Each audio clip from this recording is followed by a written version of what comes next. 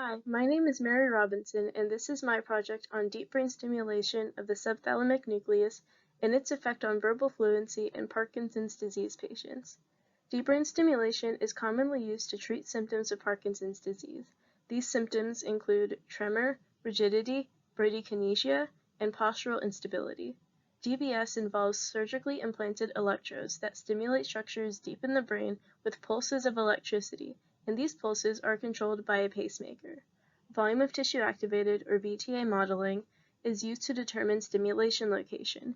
And a prevalent effect caused by DBS of the STN is the non-motor complications occurring in patients, and this includes verbal fluency, fatigue, depression, and amnesia. There were 27 patients who received STN DBS.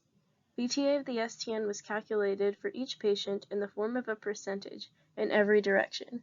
Both semantic and phonemic verbal fluency scores were collected before and after bilateral DBS. I used linear regression graphs and box plots to assess my data. Dorsal, lateral, and anterior directions were labeled as positive, while the other ones were labeled as negative. Electrode location values were also normalized. In Figure 1, Part A, you can see a sagittal view of the VTA. In blue, the STN is in red, and electrodes are black. And B is a coronal view of the VTA. These are the conclusions that I was able to draw from the next three figures: that there is a significant relationship between the electrode location in the lateral section of the left STN and a reduction in SVF decline.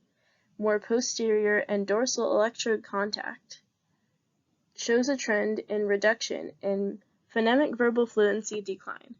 Right STN DBS displays no significant correlation with verbal fluency decline.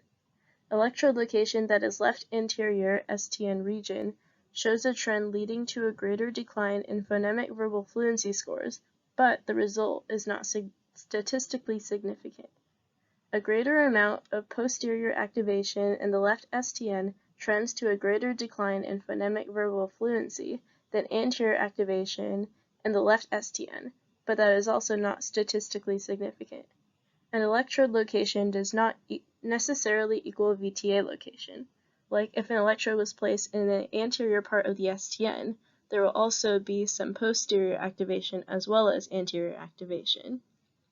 And you can contact me for any more questions at mjr041@bucknell.edu. Thank you.